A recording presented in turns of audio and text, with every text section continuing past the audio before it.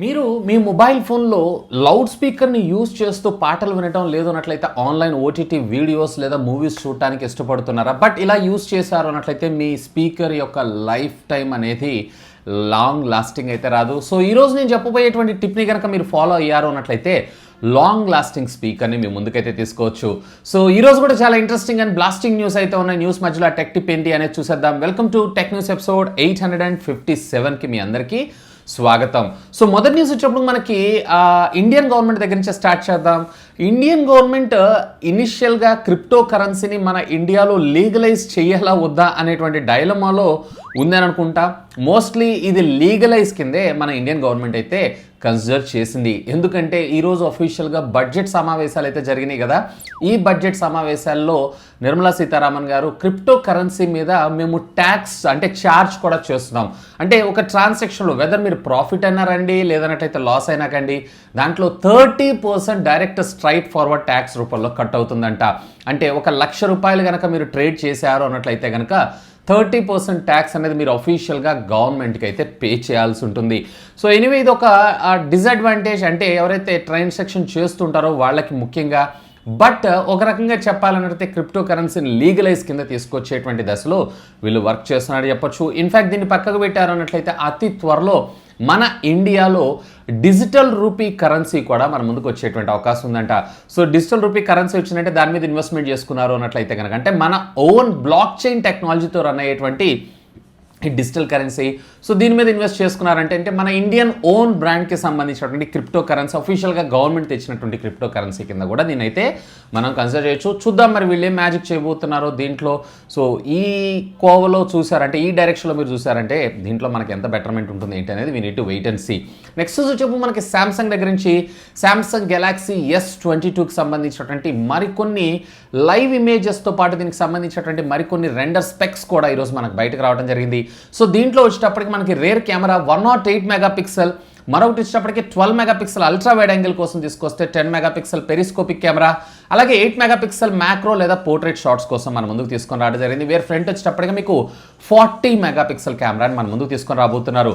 ఇందులో మీకు 6.8 ఇంచెస్కి సంబంధించినటువంటి స్క్రీన్, 8K HDRని కూడా ఇది వీడియో రికార్డ్ చేయగలదంట. 1750 nits of maximum brightness peaks తోటి 120 Hz రిఫ్రెష్ రేట్ కలిగినటువంటి డిస్ప్లేతో మనకి ఇది రావటం మరొక విశేషం. స్పెక్స్ అయితే సింప్లీ అమేజింగ్. బట్ దీంట్లో మనకి ఫాస్ట్ ఛార్జింగ్ వచ్చేటప్పటికే around 30 to 40 watts of fast charging టెక్నాలజీనే మనం చూసేటువంటి అవకాశం ఉంది. ఇంకా దీనికి సంబంధించినటువంటి మరికొంత ఇన్ఫర్మేషన్ మనకు తెలియాలంటే రేపు ఫిబ్రవరి 9వ తారీఖు దాకా మనమైతే ఆగాల్సి ఉంటుంది. సో మీరేమనుకుంటున్నారు, ప్రైస్ ట్యాగ్ ఎంతలో లాంచ్ చేసేటువంటి అవకాశం ఉంది అంటున్నారు? లెట్ మీ నో కిందనటువంటి కామెంట్ సెక్షన్లో కామెంట్ చేయగలరు. సో నెక్స్ట్ న్యూస్, ఖచ్చితంగా ఈ న్యూస్కి అయితే మీరు లైక్ చేయాల్సిందే, ఎందుకంటే అలాంటి అమేజింగ్ న్యూస్ ఇది. మన అఫీషియల్ ఇండియాకి సంబంధించినటువంటి షామీ అకౌంట్ ఏదైతే ఉందో MiUi 13 టీజర్ని అయితే టీజ్ చేయడం స్టార్ట్ చేసేసింది. సో అట్ ఎనీ టైం ఇది మనకు ముందుకు వచ్చేటువంటి అవకాశం ఉంది. మరి ఇది రెడ్మీ నోట్ 11 సిరీస్లోనే తీసుకొస్తారా లేదా షామీకి సంబంధించినటువంటి 12 సిరీస్లో తీసుకొస్తారా లేదా పోకోతో ఇంట్రడ్యూస్ చేస్తారా అనేది మాత్రం స్టిల్ యాజ్ ఆఫ్ నౌ అయితే ఇంకా క్వశ్చన్ మార్కే. మోస్ట్లీ ఇది వచ్చేటప్పటికి ఈ మంత్లో లేదా నెక్స్ట్ మంత్లో అఫీషియల్గా మన ఇండియాలో లాంచ్ చేసేటువంటి అవకాశం అయితే ఉంది. నిజంగానే amazing news. Most awaited features అన్నీ కూడా ఈ MiUi 13లో మన ముందుకైతే రాబోతున్నాయి. ఇక నెక్స్ట్ వచ్చేటప్పుడు మనకి ఇన్ఫినిక్స్ దగ్గర నుంచి ఇన్ఫినిక్స్ అతి త్వరలో మన ముందుకి వీళ్ళకి సంబంధించినటువంటి premium flagship mobile phone 5G Infinix zero అనేటువంటి పేరుతో మన ముందుకు తీసుకొని రాబోతుంది కదా 5G అని. సో దీనికి సంబంధించినటువంటి మరికొన్ని స్పెక్స్ ఏవైతే ఈరోజు లీక్ అయినాయి. ఇది మీడియాటెక్ డైమెన్సిటీకి సంబంధించినటువంటి 9000 SoC చిప్సెట్తో రాబోతున్నారంట. సో 9000 చిప్సెట్తో వస్తుందని అంటే really crazy. Almost all maybe ఇదే మొట్టమొదటి మొబైల్ ఫోన్ అయ్యే అవకాశం ఉంది మీడియాటెక్ డైమెన్సిటీతో లాంచ్ అయ్యి మన ఇండియాలో, if I'm not wrong. And దీంతో పాటు ప్యారల్గా దీంట్లో LPDDR4X కాకుండా 5X సంబంధించినటువంటి టెక్నాలజీ ర్యామ్ని, UFS 3.1 స్టోరేజ్తో పాటు మనకి 13 బ్యాండ్స్ ఆఫ్ 5G టెక్నాలజీని మనకి ఇందులో తీసుకొచ్చేటువంటి అవకాశం ఉందంట. 5000 mAh ఆఫ్ ద బ్యాటరీతో పాటు 33 వాట్స్కి సంబంధించినటువంటి ఫాస్ట్ ఛార్జింగ్ టెక్నాలజీ కూడా ఇది సపోర్ట్ చేయటం మరొక విశేషం. ఇక నెక్స్ట్ వచ్చేటప్పుడు మనకి యాపిల్ స్టోర్ దగ్గర నుంచి. సో యాప్ స్టోర్లో ఇప్పటిదాకా మనం ఏదైనా ఒక అప్లికేషన్ని పబ్లిష్ చేసాము అన్నట్లయితే అందరికీ కనిపిస్తుంది, అంటే ఈవెన్ డెవలపర్స్కి లేదా అందరికీ కూడా. ఇకపైన యాపిల్ మనొక సరికొత్త ఫీచర్ని తీసుకొని రాబోతుంది. యాప్ని అన్లిస్ట్ చేయటం వల్ల మనకు వచ్చినటువంటి అడ్వాంటేజ్ ఏంటి అంటే ఎవరితో అయితే మీరు ఆ లింక్ని షేర్ చేసుకుంటారో వాళ్ళు మాత్రమే ఈ యాప్ని అయితే ఓపెన్ చేయగలరు, టెస్టింగ్ అయితే చేయగలరు. రెస్ట్ ఆఫ్ ద కామన్ పబ్లిక్కి మాత్రం ఇది హిడెన్లో ఉండడం అయితే జరుగుతుంది. సో ఎనీవే ఇది ఒక గుడ్ మూవ్ కింద యాపిల్ ఇనిషియల్గా ఇనిషియేట్ చేసింది. సో ఇది వరంగా సక్సెస్ అయింది అన్నట్లయితే ఫ్యూచర్లో మనకి గూగుల్కి సంబంధించినటువంటి ప్లే స్టోర్లో కూడా ఇలాంటి సర్వీసెస్ని మనం చూసేటువంటి అవకాశం అయితే ఉంది. ఇక నెక్స్ట్ వచ్చేప్పుడు మనకి సోనీ దగ్గర నుంచి సోనీ ప్లే స్టేషన్ వీళ్ళు ఒక సరికొత్త కంపెనీని అయితే అక్యూర్ చేసుకోవడం జరిగింది. దీని పేరు వచ్చేటప్పటికే బంజీ. సో ఇది కూడా ఒక వీడియో గేమ్స్కి సంబంధించినటువంటి కంపెనీయే. సో దీంట్లో కూడా మనకు మంచి మంచి గేమ్స్ అయితే ఉంటాయి. ఆ కంపెనీని అక్యూర్ చేసుకొని దాన్ని సోనీ ప్లే స్టేషన్లోకి అయితే మెర్జ్ అయితే చేయబోతున్నారు. సుమారుగా $3.6 బిలియన్ ఈ కాంట్రాక్ట్ అనేది డీల్ కుదరడం అయితే జరిగిందంట. సో అతి త్వరలో ప్లే స్టేషన్ యూజర్స్ ఎవరైతే ఉన్నారో వీళ్ళ ఎక్స్పీరియన్స్ ఏదైతే ఉందో మరింత ఎన్రిచ్డ్గా ఉండబోతుంది. ఇక నెక్స్ట్ చెప్పు మనకి జియో దగ్గర నుంచి జియో 5G ఫోన్ మొన్ననే రీసెంట్గా ఒక రూమర్ అయితే వచ్చింది. ఈరోజు మరొక రూమర్. ఆల్మోస్ట్ ఆల్ దీనికి సంబంధించినటువంటి స్పెక్స్ అన్నీ కూడా మనకి లీక్ అవ్వడం జరిగింది. ఇందులో క్వాల్కమ్ స్నాప్డ్రాగన్కి సంబంధించినటువంటి 490 SoC chipset which comes with HD+ డిస్ప్లేనే మన ముందుకు అయితే తీసుకొని రాబోతున్నారంట. సో ఇక్కడ నాకు కొంచెం డిసడ్వాంటేజ్ అంటే దీన్ని ఫుల్ HD డిస్ప్లే తీసుకొచ్చినా బాగుండే అవకాశం ఉందని నేను అనుకుంటున్నాను. 5000 mAh ఆఫ్ ద బ్యాటరీతో పాటు ఇందులో మనకి ఫాస్ట్ ఛార్జింగ్ మోస్ట్లీ ఇది వచ్చేటప్పటికే 22 వాట్స్ లేదంటే 30 వాట్స్ మధ్యలో తీసుకొచ్చేటువంటి అవకాశం అయితే ఉందంట. వైఫై విత్ బ్లూటూత్ రేర్ వచ్చేటప్పటికి వీళ్ళు 13 మెగాపిక్సెల్ కెమెరాని వేరే ఫ్రంట్ వచ్చేటప్పటికి 8 మెగాపిక్సెల్ కెమెరాని మన ముందుకైతే తీసుకొని రాబోతున్నారు. So anyway hope for the best. ఇది కూడా మనకి ఫస్ట్ క్వార్టర్ ఆఫ్ 2023లో మన ముందుకు వచ్చేటువంటి అవకాశం ఉందంట. ఎందుకంటే అప్పటిదాకా మనకి 5G సర్వీసెస్ లేవు. అఫ్కోర్స్ దీని గురించి కూడా మనకు న్యూస్ ఉంది, దీని గురించి కూడా నేను మాట్లాడతాను. అంటే మోస్ట్లీ ఈ ఇయర్ చివరికల్లా దీన్ని సేల్లోకి తీసుకొచ్చేటువంటి అవకాశం ఉంది నేను అనుకుంటున్నాను. అండ్ ప్రైసింగ్ కూడా క్వైట్ ఇంట్రెస్టింగ్. 9,000 నుంచి 10,000 రూపాయల బడ్జెట్ సెగ్మెంట్లో తీసుకొచ్చేటువంటి అవకాశం అయితే ఉందంట. ఇక నెక్స్ట్ చెప్పు మనకి ఇండియన్ గవర్నమెంట్ దగ్గర నుంచి ఇండియన్ గవర్నమెంట్ మొన్న అయితే ఈ పాస్పోర్ట్స్ని తీసుకొస్తామని చెప్పి రీసెంట్గా మనం ఒక న్యూస్ అయితే మనం మాట్లాడుకుందాం. సేమ్ అదేవిధంగా ఈ పాస్పోర్ట్కి సంబంధించినటువంటి అఫీషియల్ బిల్ని ఈరోజు మన పార్లమెంట్లో అయితే పాస్ చేయడం అయితే జరిగింది.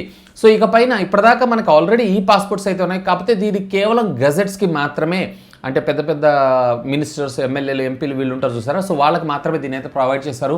సుమారుగా ఒక 20,000 పాస్పోర్ట్స్ ఏమి ఉంటాయి. ఇక కంప్లీట్ ఇండియాకి సంబంధించినటువంటి ప్రతి ఒక్క సిటిజన్ దగ్గర కూడా మనం ఈ పాస్పోర్ట్స్ని అయితే చూడబోతున్నాం. ఇక నెక్స్ట్ చూసేపు మనకి మళ్ళీ ఇండియన్ గవర్నమెంట్ దగ్గర నుంచి ఈ యూనియన్ బడ్జెట్లో మనకి ఎలక్ట్రిక్ వెహికల్స్ మీద కూడా పెద్ద పీట అయితే వేశారు. అంటే పెద్దగా ఎవరైతే ఈ ఎలక్ట్రానిక్ బ్యాటరీ స్వాపింగ్ స్టేషన్స్ పెడుతూ ఉంటారో వాళ్ళందరికీ పెద్ద ప్రోత్సాహకంతో పాటు ఆల్మోస్ట్ ప్రతి పెట్రోల్ పంపుల్లో కూడా మనకి ఇవి అంటే ఈ స్వాపింగ్ స్టేషన్స్ని మన ముందు తీసుకొచ్చేటువంటి అవకాశం ఉందంట. అంటే డైరెక్ట్గా మీరు వెహికల్ తీసుకెళ్ళి అక్కడ ఆగి ఛార్జ్ చేసుకోవాల్సిన అవసరం లేకుండా జస్ట్ స్వాప్ చేసుకొని వెళ్ళిపోతే సరిపోతుంది. ఆటోమేటిక్గా మీ వెహికల్ అనేది అంటే పెద్ద టైం తీసుకోకుండా మీరైతే యూజ్ చేసుకోవచ్చు. అండ్ అఫ్ కోర్స్ దీనికి నామినల్ ఛార్జెసే ఛార్జ్ చేస్తారు. ఇక నెక్స్ట్ కూడా మనకి ఇండియన్ గవర్నమెంట్ దగ్గర నుంచి ఇండియన్ గవర్నమెంట్ 5G స్పెక్ట్రంకి సంబంధించిన ఒక క్లియర్ క్లారిటీని అయితే మన ముందు తీసుకొచ్చారు. సో ఇది వచ్చేటప్పటికి అక్టోబర్ లేదా సెప్టెంబర్ మంత్లో మన ఇండియాలో వేలంపాటకైతే తీసుకొస్తారంట. అండ్ దీనికి సంబంధించినటువంటి అఫీషియల్ అవైలబిలిటీ ఏదైతే ఉందో 2022 Q4లో మన ముందుకు వచ్చేటువంటి అవకాశం ఉందంట. అంటే 2023 జాన్ నుంచి మార్చి మధ్యలో అఫీషియల్గా మన ఇండియాలో 5G సర్వీసెస్ని చూసేటువంటి అవకాశం ఉందంట. ఇక దీంతో పాటు ప్యారలల్గా మనకి ఆల్మోస్ట్ ఆల్ ప్రతి ఒక్క గ్రామీణ ప్రాంతాల్లో కూడా ఫైబర్ నెట్ అనేది అవైలబుల్గా అలాగే చవకగా అందిస్తామని చెప్పి గవర్నమెంట్ చెప్పడం జరిగింది. ఒకవేళ రియల్గా ఇలాంటి ఫ్యూచర్స్ కనుక మన ముందు తీసుకొచ్చారు అన్నట్లయితే నిజంగా ప్రతి పల్లెటూరుకు కూడా ఫైబర్ కేబుల్ వచ్చినంటే ఆల్మోస్ట్ ప్రతి ఒక్కళ్ళు కూడా they will enjoy the internet services and చాలా చాలా చాలా డెవలప్ అవ్వడం కూడా జరుగుతుంది. సో మీరేమనుకుంటున్నారు లెట్ మీ నో కింద ఉన్నటువంటి కామెంట్ సెక్షన్లో కామెంట్ చేయండి. అండ్ మీ ఊర్లో ఫైబర్ కేబుల్ కనెక్టివిటీ ఉందా, ఇంటర్నెట్ ఉందా లేదా లెట్ మీ నో కామెంట్ చేయండి. సో ఇక ఫైనల్గా ఈ టెక్నికల్ అప్డేట్స్ మనకి రియల్మీ దగ్గర నుంచి రియల్మీ 9 Pro Plusకి సంబంధించినటువంటి మరొక ఇంట్రెస్టింగ్ ఫీచర్ని ఈరోజు అఫీషియల్గా రియల్మీ కంపెనీ టీస్ చేయడం అయితే జరిగింది. దీంట్లో మనకి under display finger print scanner ఉంటుంది కదా, దాని త్రూనే మనము మన హార్ట్ రేట్ మానిటరింగ్ చేసేటువంటి అవకాశాన్ని అయితే తీసుకొని రాబోతున్నారంట. అఫ్కోర్స్ ఈ ఫెసిలిటీస్ అయితే ప్రీవియస్లీ మనం అఫ్కోర్స్ ఇప్పుడు కూడా మనం థర్డ్ పార్టీ యాప్స్ ద్వారా కెమెరా లెన్స్ ద్వారా అయితే తీస్తున్నాం. బట్ ఇది ఆప్టికల్ ఫింగర్ ప్రింట్ స్కానర్ తోటి డైరెక్ట్గా బై డిఫాల్ట్గా ఫ్రమ్ ఫ్యాక్టరీ నుంచే వచ్చినటువంటి ఫీచర్ కింద ఇంట్రెస్టింగ్ ఫీచర్ కింద మనం దీనైతే కన్సిడర్ చేయొచ్చు.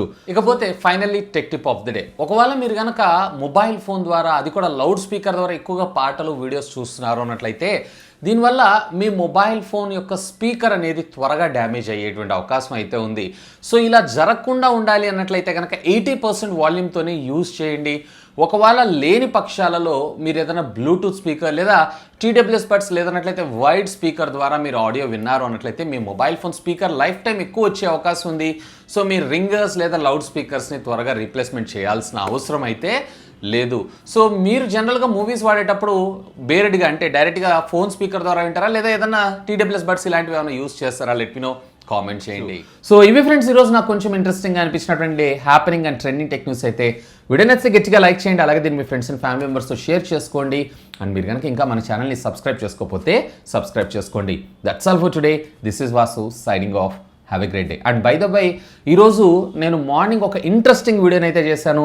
సో అసలు మనకి 28 days రీఛార్జ్ ప్లాన్ ఏంది, 28 రోజులు ఎందుకు ఉంటుంది, ఇంకా చెప్పాలన్నట్లయితే దీనివల్ల ప్రతి ఒక్క కంపెనీకి కూడా సుమారుగా 500 నుంచి 600 కోట్ల లాభం ప్రతి సంవత్సరానికి అయితే రావడం జరుగుతుంది. అసలు ఇదేంటి, ఎలా పని చేస్తుంది, దీనివల్ల లాభం ఎవరికైనా దాని గురించి డీటెయిల్గా ఒక వీడియో చేసిన ఒకవేళ చూడకపోతే ఇక్కడ కార్డ్స్లో వదిలేస్తాను. Have a look on that.